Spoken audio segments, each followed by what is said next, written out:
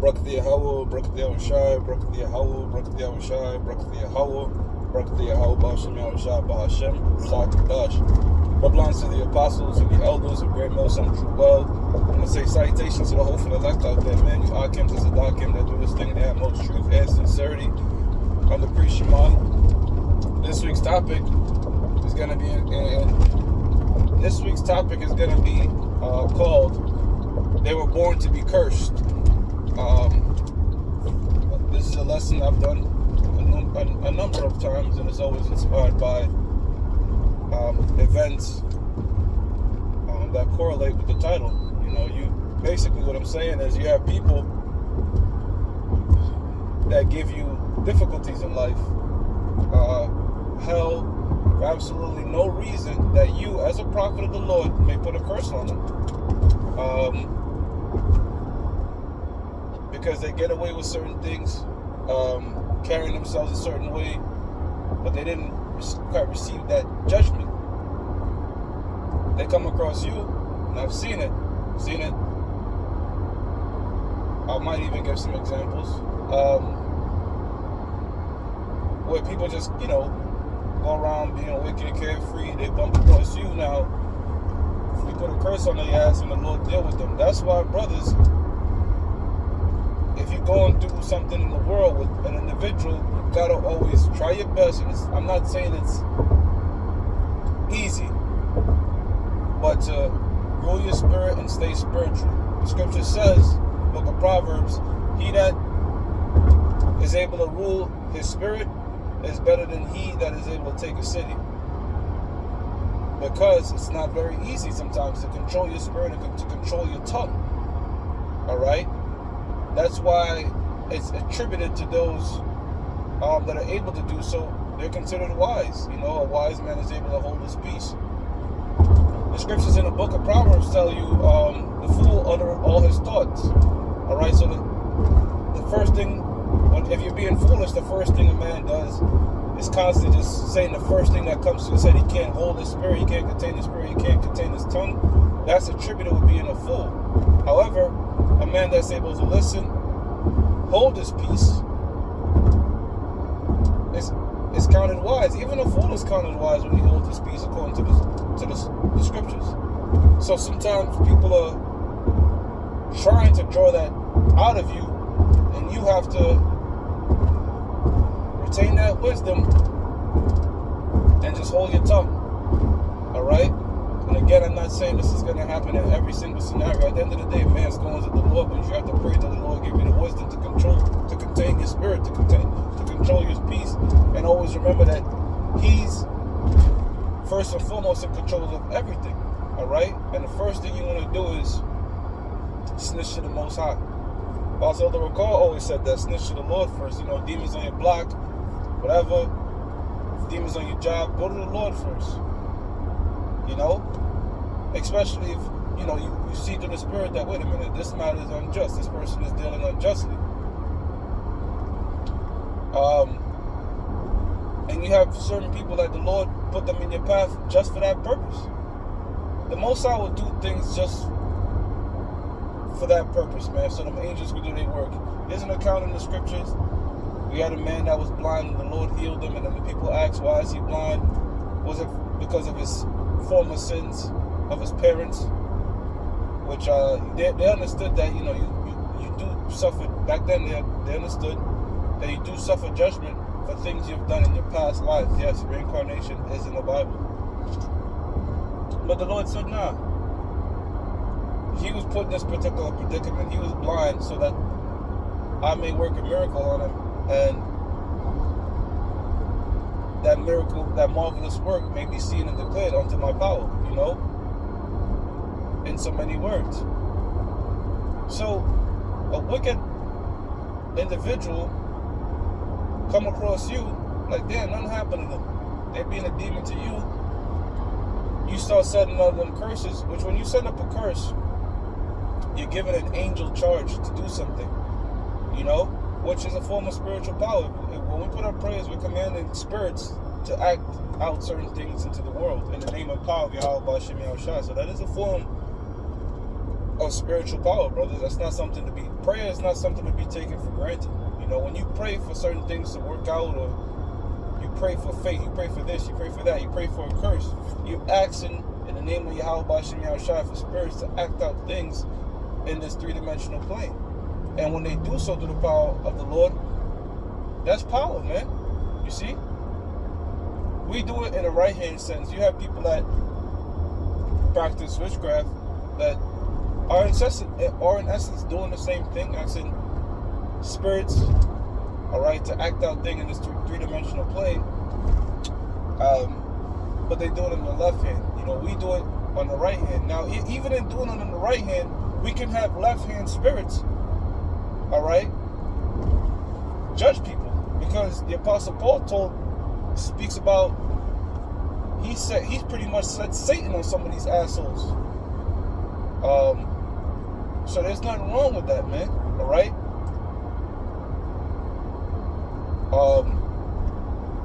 But yeah, that's the whole point of being spiritual. Now, the last thing you want to do is get that carnality brought out of you. I'm not speaking about a man can't self-defend himself or whatever. You have the right to self-defend yourself. But some of these people, they play in your mind so much that you just want to just, you know, you want to get there. But there's scriptures concerning the carnal man and the spiritual man, and we ought to be, as prophets of the Lord, spiritual men. All right, what should be spiritual is to be scriptural. Always bringing back the scriptures to mind in situations. You know. So yeah, this situation happened. I put up curses on this particular person, and the Lord is going to take care of the matter, because I was going to do something like, you know, like try to get some legal, because, you know, sometimes these people, they don't listen to you. You know, you got to do this, you got to jump the ropes. But I was like, at the end of the day, I know the Lord's going to work things out, you know, and that requires faith, you know. A lot of these individuals that came in the truth and are now once a part of Great Millstone, gave honors and reverence to the apostles, now talking shit, all right? And I could name names, but it's just the same template. That sort of spirit, that sort of route, that's your own damnation. That's to put a curse upon yourself. So the Most High could guide you. And this is why it's a terrible things to fall into the hand of the living power. The Lord could guide you into this thing, have you fester for a bit, a year, 5, 10, 20, and then bug you out that you may now have that curse upon yourself. The Most High is a dreadful, scary power. It's not to be fucked with. It's not to be joke around with, you know. And that's an example of that, man. You've seen many instances of people that came in this thing and got judged heavy. Their lives got, you know, dismembered and such. And now going back to these people in the world that are fucking with brothers out there, this lesson is pertaining to you, or you've been through this particular experience, you put them curses up and you see what happened to them. I've personally witnessed the Lord took a whole chick's apartment out in fire. Now she lived, but the fire just basically, and it was on the news and everything, just took out her particular apartment. Like, and she was telling me, she was just like, nobody else shit was touched, basically, but hers. That shit got burnt the hell down, all over the news. And I remember putting a curse upon her because of what, you know, stupid bitch had me go through and did and all that type of shit. I said it, I was just like, wow, you know. I was playing coy, like, man, you know, you okay? But in my head, I was just like, damn, the Most High hit her with some poetic justice. Based on what she said and how the judgment hit, I was like, the Most High hit her with some poetic justice, man. You see? And hey, you see it amongst us too, man. You see guys talking about GMS a rapist, GMS it is, GMS extorts. Next thing you know, the Most High revealed that they doing that same shit that they're accusing us of, man. You know? So that's the Lord in His work. making a man's tongue to fall upon themselves, man. You know? It's also, I wanted to use also another point about ruling your spirit. Why sometimes it's very hard, because ruling your spirit sometimes, especially when you want to say something, it's like taking a piss. You know, the more you hold back that taking a piss feeling, or have to use the bathroom, the harder it is to contain. You just like, I got it. That's how come when you read the book of Job, the same young brother that said great men are not always wise. What he said, I held back my peace because you guys are the older men and I'm a younger guy, I just want to listen. But my belly could no longer contain it. So he was referring to the thoughts he had in his mind, all right, as something held up in your stomach. And when you hold something in your stomach, whether it be fluids or liquids, the longer you hold it, the more you have to let it out. And the mind works the same way with certain particular thoughts. When they build up, instead of them coming out like regular, they come out in abundance because you have held that particular thought. So when you are frustrated in your mind and you dealing with these demons, whether it's your boss, co-worker, or whatever, your woman, and you want to blurt out you want to do certain particular actions, but you hold it back, it's that same sort of feeling of like building up. So this is where prayer comes in. All right, you let out your frustration. It's therapeutic. You let out your frustration, your prayers, and all that to the Most High. You cry out to Him, man. Don't let these fuckers see them get the best of you. One thing that irks them too is they're trying to be demons with you, and you responding to them in a kind and peaceable manner. I was watching a video this morning about this dude. He was discussing the topic of transgenders being sport, and you had these women. They began to lose it, but he just remained calm. And the more calm he was, the more I could see through the spirit they was trying to draw something out of him, because they started small, then they started calling him names, and they started using languages and swears, but the dude just remained calm the entire time, and that pissed them off even more. The scriptures speak about, and it's twofold. If a brother offends, but you reward him with kindness, it'll be like heaping coals upon his head. Now, that has two meanings. One, when somebody's coming at you with aggression, and you just being calm and repaying them with not that aggression but kindness and dealing with them, it can really make their head hot. Like, why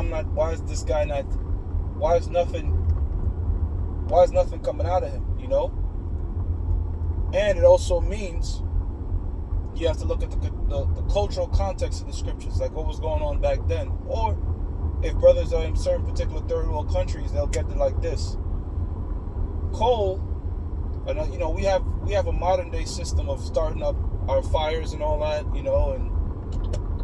and we use gas and stuff, but back then, and in most third world countries, a lot of people cook with coal, right? So when the baker was done in the village with the wood and whatever, you have kids out go to the markets and try to heap up the burnt wood, the charcoal, that they may use it. So, and they will do what? They'll heap the coals and put it up on their head and carry it back to the village, right? So when a brother's throwing aggression at you and spirits on him and he's coming at you and he's trying to get something out of you, but you deal with him justly, it could be a benefit to him. When you repay him with kindness, it could be a benefit to him, Always say don't try to solve niggerism with niggerism, because guess what? That niggery demon hops on all of us, including the ones that teach this thing. It can hop on me, it can hop on any one of us. And then that boiled with emotions can make you deal very unwise with Akim. But if that Akim is all he's doing is just giving you back scriptures, it's being calm, all that, just giving you back scriptures, he's doing you a favor, man. And sometimes them demons can have you even get more aggressive and shit. But again, to be spiritual is to be scriptural. So you always want to revert back to the scriptures concerning particular things, man. Concerning all things, rather. You know.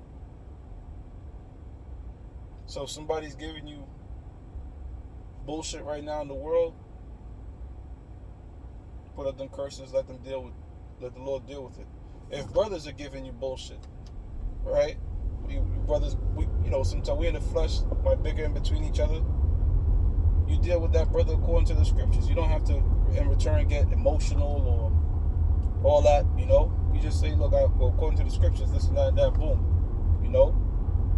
And if that brother is spiritual, he should also let that scriptures resonate, and always keep in mind what the Lord speaks about, concerning brothers going through confrontations. The scriptures speak about in the contention with lots. You could do that. The scriptures speak about suffering wrongfully. All right. There's different things on how one to condone themselves. Witnesses, all that type of stuff, to where brothers can settle out things peaceably through the scriptures. See. So that's the only point I wanted to really make, man. All right, the power of them prayers, putting up them curses, and a lot of them people that are giving you shit in the world. Look, man, the Lord put you in front of the Lord, guided their steps, guided their actions, guided their thoughts. Proverbs 16:1, the heart and the preparation of man is of the Lord, guided their steps. So that course of action. So what? That the Lord, so that you can judge their ass through the Spirit, man. So that's all I wanted to say, man. I'm going to give all praises to Yahweh, Ba'ashem Yahushua, Ba'ashem HaKadosh, double honors to the apostles and the elders of Great Millstone True Well. Salutations to the hopeful elect out there, you Akim, Tezadakim, that do this thing in the utmost truth and sincerity. Shalom.